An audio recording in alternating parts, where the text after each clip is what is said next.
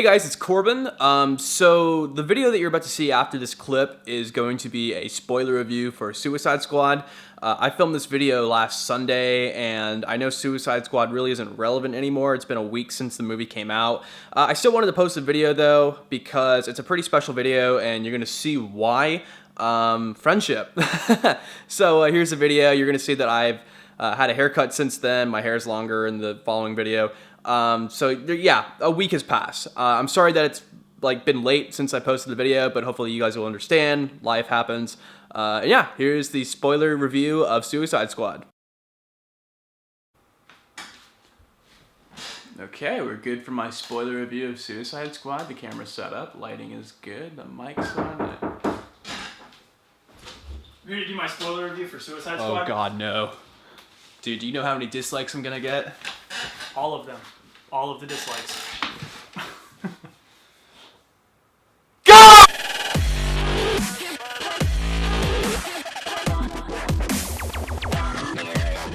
Alright, so Steven is in town for about you're going to Spain and then you're coming back? Yeah, we're going on vacation, coming back. Alright, so it's so cool how we're just able to meet up with each other whenever we're in town, you know? Totally. That's really cool. Totally, brah. He's not actually this short, he's just on I'm on because he's not the host. He made me sit on Yeah. a footstool thing. Yeah, because you're not the host, Steven. Yeah, well, I mean, we could have easily shot this. I am the creator of Pixel Talk.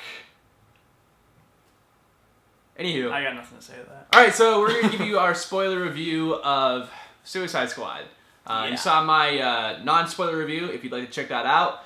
It's on my channel. I'll put a link down below in the description. And me and Steven actually saw it yesterday. He saw it a first time. I saw it a second time, so you already know my thoughts. And this review is going to contain spoilers, so if you have not seen Suicide Squad, check out that movie. And then watch our review when you're all caught up. So with this review, we can kind of get into a little bit more depth of the problems with this movie. Steven, you want to start off?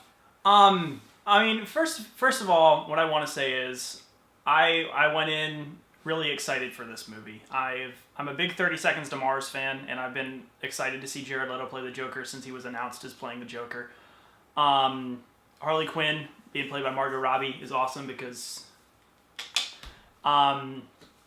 so I went in really excited about this movie. I've been anticipating it for a long time. I went in, and first thing I want to point out is my biggest problem is the dialogue. A lot of the dialogue seems kind of forced, particularly towards the end. When Harley's standing in front of what's her name? Enchantress? Enchantress. When she's standing in front of Enchantress and she's like, "No, I like what you're selling, lady." It's lines like that that are they seem kind of forced to me. Mm-hmm. And also kind of the part in the movie where Diablo is this is my family now. This is my family. I'm not gonna let anything happen. Dude, you've known them for you literally met them a day. That day. Yeah. So I saw what they were trying to do. They were trying to add characterization, and they were trying to make this group kind of like a family dynamic. But at the same time, it kind of takes away the idea of the Suicide Squad, and because individualism. They each bring their own individual things, and if they're talking about them as a family, it kind of it made me feel kind of like they were trying to do a Guardians of the Galaxy thing. Yeah. And I mean, it doesn't really work. And with me, I remember some other YouTuber saying 6 months ago when the trailers were just being released for this, I remember them saying oh, I hope that they're gonna maintain an evil element to this team. At the end, these bad guys are still bad guys. And in the beginning, they kind of did. Yeah. There were points where they would be like, "Hey, after this is over, you want to escape or something like that," where they're walking through the city. Exactly. And I kind of was hoping that they would continue with that. My thoughts were that they were going to get closer to the end, and then they were all going to have some sort of fight with the military guys to try to escape. Yeah. And that didn't happen. That didn't happen. No, exactly. Whereas, and this one, it goes with the safer, more cliche route. Oh, you guys are going back to prison, but you're somewhat good, and this kind of leaves off. Oh, you guys get 10 years off your life sentences. And a sequel, it kind of went down that cliche route. Another thing I want to point out is if you're not familiar with the DC universe, it really doesn't go in depth into a lot of the villains and who they are and things like that. I mean, I knew who Deadshot was going in. I knew who Harley Quinn was obviously going in. But Killer Croc and the guy with the boomerangs, like, they don't really explain a whole lot as to like Exactly. who they are, what they've done. They give you a glimpse of, like, they show you a scene of him like robbing a bank or something like that, but they don't really show a whole lot of like fighting. Batman was shown briefly for like less than a minute. Yeah.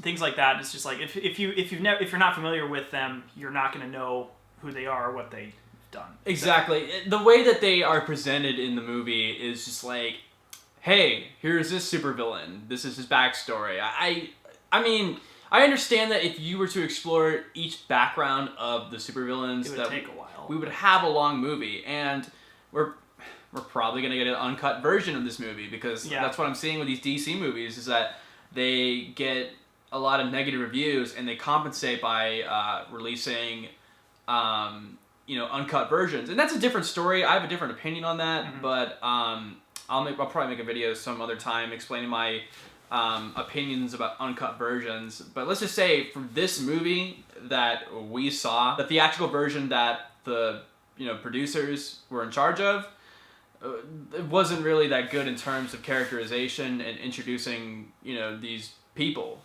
onto the screen. And I went in really excited specifically for the Jared Leto Joker, and I went in expecting him to be the main bad guy. Yeah, and he's not. Enchantress is the main villain throughout the course of it, and in kind of a like vaguely defined plot to destroy the world, where she like resurrects her brother and has to use his energy to like get her heart back so she can make a super weapon to destroy the world. And it's kind of at this point kind of cliche. Yeah. And her, like, as soon as that starts happening, the movie becomes predictable. And my big thing is I don't like it when movies become predictable. So about halfway through, you kind of knew like where it was going and what was going to happen.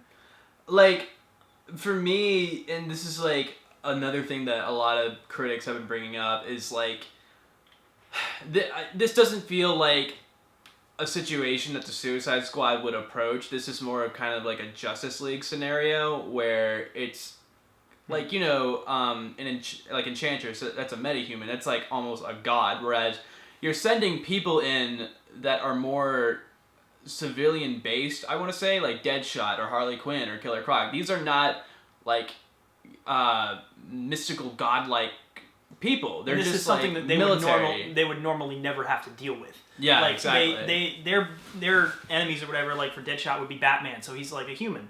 And this is basically, like you said, a demigod that they're going up against with some like Armageddon-bringing device or something like that they have to try to destroy with the help of other humans. Exactly. Which I kind of thought was like, it felt a little bit like X-Men Apocalypse in that respect. Had kind of a similar feel, the villain did. Yeah. And I don't know, I wasn't loving it. I also really didn't like how the Joker was portrayed. He was portrayed more as a love interest for Harley Quinn than anything else. Yeah, I liked a little bit of what I saw with the Joker. I mean, it makes liked sense, but like where they're going with it, this modern take. But the way that it was presented in this movie, after like doing my review, after like watching the movie and doing my like spoiler-free review, I realized myself like there should have been more to this Joker. Whereas in this movie, it feels like he is just like you said, portrayed as like a love interest to Harley Quinn. Like the Joker doesn't stand on his own in this film, and we've been hearing like all of this different stuff about what Jared Leto's been doing on the set. He's been sending boxes of dead rats, used condoms, try and get like the character for all this. Like he's doing all these like crazy things that we're hearing about, and it just doesn't seem like what we saw in this film pertain to any of the stuff that we were hearing whatsoever. So I was a little disappointed with how the Joker was being brought into this film. In a way, it's kind of unfair to say that because, I mean, Heath Ledger left a huge pair of shoes to be filled. Yeah. In that he was probably arguably one of the best Jokers of all time. And so people that were going and expecting that caliber Joker were disappointed because it's not because it's bad, but because it's different. Mm-hmm. And Jared Leto is an amazingly talented actor. If you've ever seen him in Dallas Buyers Club, he's also an amazing singer. If you're a fan of 30 Seconds to Mars. But, I mean, he's a talented guy. And I felt like the way that he read his lines and portrayed it were just like, it felt like he was kind of sleepwalking his way through this movie. Yeah. A lot of his dialogue, he sounded like he was trying to sound like Heath Ledger as much as he could. He did kind of do he didn't quite do like the anarchist Joker thing. He was kind of more, I guess I would consider him more like a Jack Nicholson Joker type. Kind of more affiliated with like the gangsters. Yeah, kind kind of just like taking the older style of the Joker with just the gangbanger background, but at the same time having the persona of Heath Ledger. I feel. I want to see this Joker in future films, but the way that he was in this film is just like a plot device for Harley Quinn to move forward into the script. I didn't necessarily care for it, and I feel as though there was a lot of stuff uncut from this movie, and I feel as though a majority of that stuff that was uncut was Joker material, and I feel as though that's what's going on here. Yeah, especially since if at least at the theater in Lafayette where I live, they had like all the big poster for Suicide Squad, and they had a separate one for the Joker. Yeah. So they were kind of touting it as like, he was going to be He's a going much to more be this big important thing, character. and he's not. And He's not this big thing whatsoever. And I don't know, I was pretty disappointed about that. In terms of the villain, Enchantress, we kind of touched on it a little bit earlier, but I feel like she was a little bit unnecessary in it, in that she really, I don't know, I just felt like she didn't really need to be there. Yeah. And I feel like this is one of those situations where cliche. like we need a villain, but we're not entirely sure and what it's just to do. another disposable. Because this team is filled with villains. So I get the kind of problem that I saw, but like at the same time, I feel as though they could have done a little bit better. I feel as though they could have just versed like third country military. Am I saying that right? ISIS. Yeah, they could have versed ISIS. I don't know, like something to that extent. Except the Suicide Squad fighting terrorism, that would have been... Like, I feel as though that would have been a more interesting movie. Because, like Iron Man, like, the reason why Iron Man was so good... Because it had, like, a modern take on, yeah, like, he went to, like, issues. a third world country, and... Afghanistan. That would have been a better movie for Suicide Squad, but no, we got a movie where they went to a civilian-based location, Metropolis... Midway City, yeah. Oh, Midway City, that's right. And... They're fighting a demigod. I don't know. And honestly, I am so sorry that I keep making similarities to Marvel, but isn't that the plot of the Avengers? Like X-Men Apocalypse. Yeah, they bring these superheroes or supervillains in this case together, and they're fighting a demigod. That chick was equivalent to Loki, and I'm really sorry that I'm making these equivalent . It's the Avengers. I mean, and we're not by any means bashing DC or anything like that, because I mean they've got a lot of great characters and all that. It's just I feel like the biggest problem is not so much DC as much as it is who they pick to direct. Mm-hmm. Get that. Hold on, I want to show something. Get that that case right there on the PS4. Arkham. Yeah. Okay. I just want to prove a point because I want to avoid as much dislikes as I can, guys. We like DC, okay? We just I mean, well, it's because DC's had great movies in the past, like the Dark Knight trilogy. All those movies are fantastic, and it's just that as of late, their direction choices are just, in my opinion, lacking. And as much as it pains me to say that, it's kind of hurting their films, and they're getting very bad reviews on a lot of their movies. And I really feel like, and it's a catch-22 because you pick a new director, it's going to bring an entirely new feel to it, but they're just their direction choices. And honestly, if I was DC, I would kind of try to get away from the Zack Snyder feel. Yes. And my phone is ringing. That's sorry. That's Zack Snyder calling, saying "Whoa, you guys are full of crap." I'm gonna go hang up that phone real quick. We are not endorsed or supported by Coca-Cola. I just enjoy Coke every now and then while I'm doing a movie review. When I go to the movies and I'm thirsty, I reach for an ice-cold, refreshing Coca-Cola. Hey, me and Steven are making a video. Can I call you right back? Ladies and gentlemen, this is hard for me to say, but Corbin's dead. He left the room to answer the phone and never came back. Why are you and he's crying? dead. I'm right. Corbin's dead, Right man. here. Oh god, look, he's a ghost. Look at how pale he is. So that was Snyder. He said he wanted more dreams in his movies with godlike complexes. Oh, he had his chance. He had 300, and it was. And he also wanted the next Superman movie that he's directing with no dialogue whatsoever from Superman, no characterization. Just no dialogue. He's just no dialogue at all. Blank face, just no dialogue. blank face at all. Superman throughout. That's what he wants. So yeah, guys, that was our kind of like. Whoa.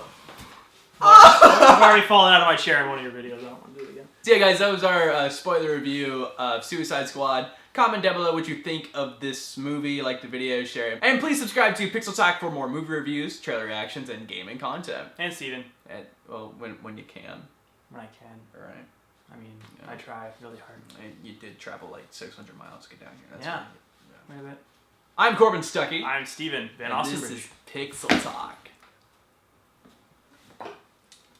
Cheers. Coke, you better pay us. One more thing. Something I'm so pale. One more thing, actually. Scoot over. You're in my chair. I forgot to mention one thing.